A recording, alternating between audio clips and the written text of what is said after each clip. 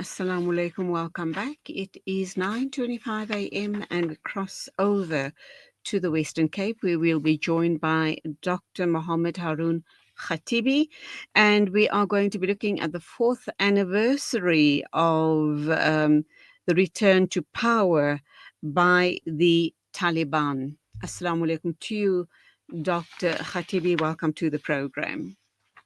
Alaikum assalam wa rahmatullahi wa barakatuh. Allow me to greet the audience of Salam Media with the greetings of Islam. Assalamu alaikum wa rahmatullahi wa barakatuh. Jazakallah very much. Now, it's been 4 years since Afghanistan has been taken over by the Taliban. The Western media are suggesting that 4 years on, and women and girls are still under very strict supervision by the Taliban regarding repression and restrictions where in terms of education and other civil rights are concerned. How do you see this? And do you believe that the Western media's portrayal of the situation in Afghanistan is a bit skewed or not true at all? Okay, let me put it in this way: that Western media always they have their own propaganda, and they are not truthful in their claims. But unfortunately, in these issues of female education and restrictions against women in Afghanistan, unfortunately, that is true. Our female students from after the class 6, they are not allowed to attend schools, and universities are closed. The female for the female, and if I put it, we didn't have actually co-education in the history of Afghanistan at the highest school level. Then also in the universities, some of the universities we had separate or buildings or campus for the female. But unfortunately, that is due to the things of course, the government from the very beginning, they were saying it is a temporary issue, but it's 4 years. I think is a long time. Unfortunately, still the female students and the women folk, they are suffering from this issue. And that is the cause many of the Afghan families, they are flooding Afghanistan. And I'm sure you heard the issues of forcefully pushing Afghans out of Iran in the last few days, which created a Pakistan. in Pakistan. Yeah, that obviously is going to create a heavier burden on Afghanistan, simply because currently there are issues, economic issues as well, apart from the issues of girls and women being marginalized from public spaces, from working, from being educated, etc.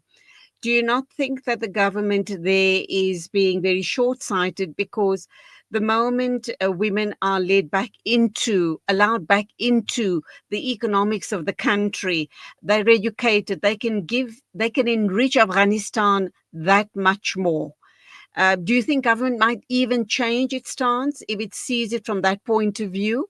And of course, it's going to have to deal with the influx of these refugees being repatriated from Iran and Pakistan, which is going to place a heavier burden on Afghanistan regarding housing, food, education, etc., etc. Yes, that is things is short-sighted from our government, unfortunately. Of course, at one point, the people they would think, okay, this is after 40 years of war and things. It might take time to come to normal.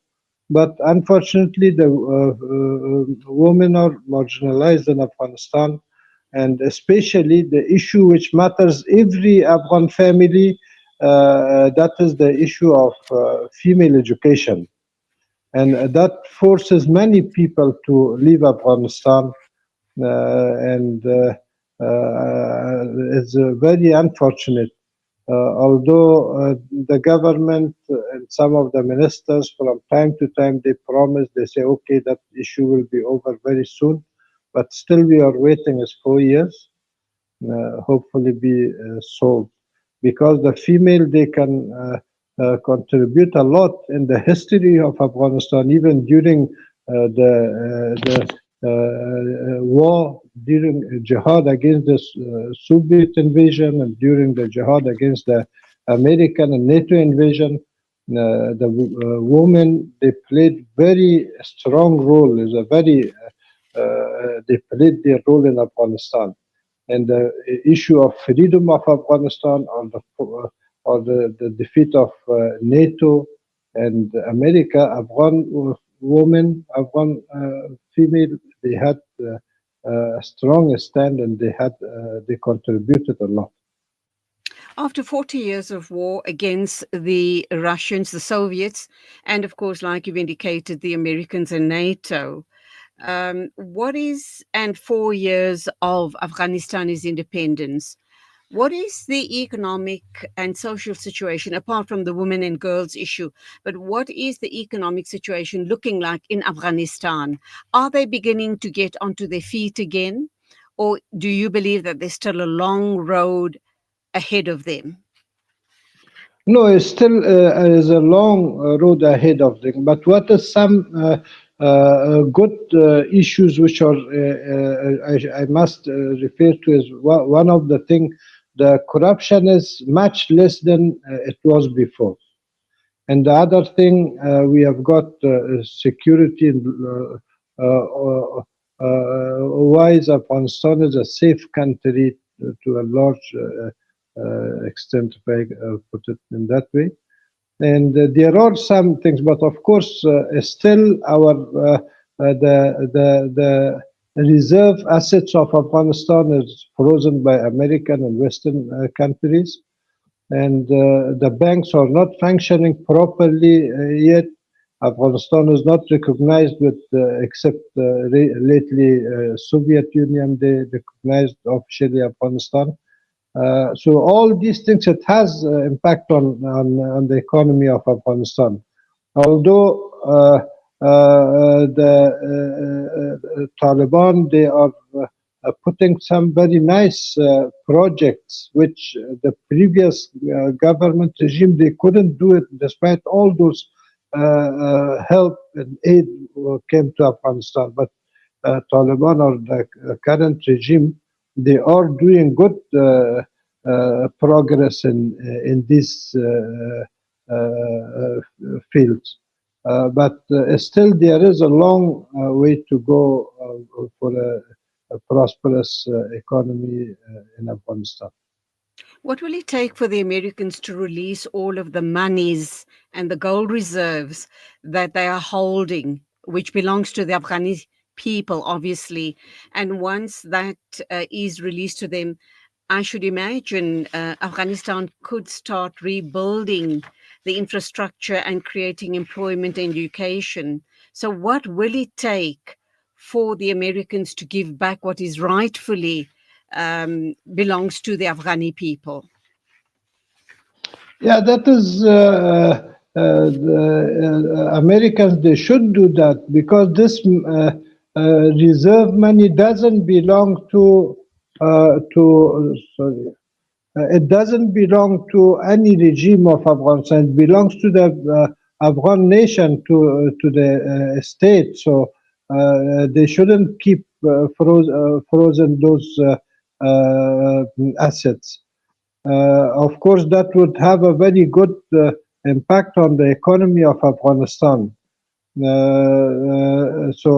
That is one of the things I feel the international community they must pressure America and the other countries, those who are keeping our assets frozen. So the if the our gold and the reserve assets are released, then Afghanistan can do a lot. And of course, in this situation, our economy is very, but the poverty is almost over 90% of the Afghan people. They are under the line of poverty. So we ask international community to pressurize Americans to release this fund of our reserve assets of Afghanistan. It's very worrying that you say that over 90% of the people are living in poverty. And this is really, it really is about the assets of Afghanistan being released. What does the agricultural sector look like? We do know you talk about poverty, and we also know that, according to you, corruption has been stamped out. But we also know Afghanistan was one of the leading countries in the world that was um, producing opium through the poppy plants. When the Taliban took over, they said that they had put a stop to poppy growing and cultivation because they want to rid Afghanistan and the world of opium, because there's a huge drug problem, not only globally, but in Afghanistan itself. What does that look like? Because we also have read reports suggesting that the poorest of the poor do still cultivate the poppy plant because they are so poor, there's nothing else they can do to put food on the table, and they then secretly do the poppy, growing of poppy plants and opium production. What more do we know about that situation? That was one of the achievements of Taliban was that to put an end to the cultivation of poppy seed and that. Of course, in the northern area, Badakhshan and some of the provinces is still because the land is not that they don't have large lands to cultivate other things. The people they use still cultivate poppy seed, but mostly, I say 95% of cultivation of poppy seed is stopped, and the people they are using the land for other agriculture. And hopefully, in the near future, of course, we had very bad droughts in the last few years, and most of Afghanistan since the Russian invasion and after that American invasion, it was planted with mines and those things which we have lots of casualty from that things. So the people they are getting using their own their land for cultivation. Actually, in the past, Afghanistan was a self-sufficient country through the agriculture things. We have got a very nice quality of fruits in Afghanistan. Still, that is one of our we export fruits and our vegetable to the other countries, to the neighboring countries, and the people they are using their things, but still the droughts and those mining mines in Afghanistan, anti-personal mines. Those are some of the problems which keeps the people still scared and Mm. yeah, that is one of the things. Dr. Khatibi, 4 years under Taliban rule, are you hopeful that restrictions on women and girls will be lifted eventually? And what do you see the future like for the rule of the Taliban? And I should imagine the emancipation of Taliban people as a whole. We also know, let's not forget, that the people of Afghanistan are very, very dependent on America releasing all of the reserves of the gold and monies that they're holding. But despite all of that, do you see a future for Afghanistan? And how long do you think it will be before we can see Afghanistan being the beautiful, powerful country it once was? I am very hopeful, optimistic about the future, but Taliban they should allow include other people of Afghanistan and other Afghans. Afghanistan is the home for all Afghan nations. So to exclude other people from the government and from decision making and from building Afghanistan, we need to rebuild Afghanistan, and that needs all the power, all the capacity of all Afghans. They must stand together and rebuild Afghanistan. And for that thing, we need to include everybody in this endeavor. So, inshallah, Afghanistan will be one of the prosperous countries under Taliban or under an inclusive government.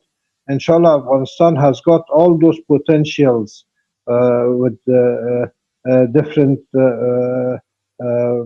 in the mining areas. We have got lots of potential of lithium and gold and all those precious stones are in Afghanistan. So I'm very optimistic about the future, but we should include other people also. Including Anybody who women wants and to, girls.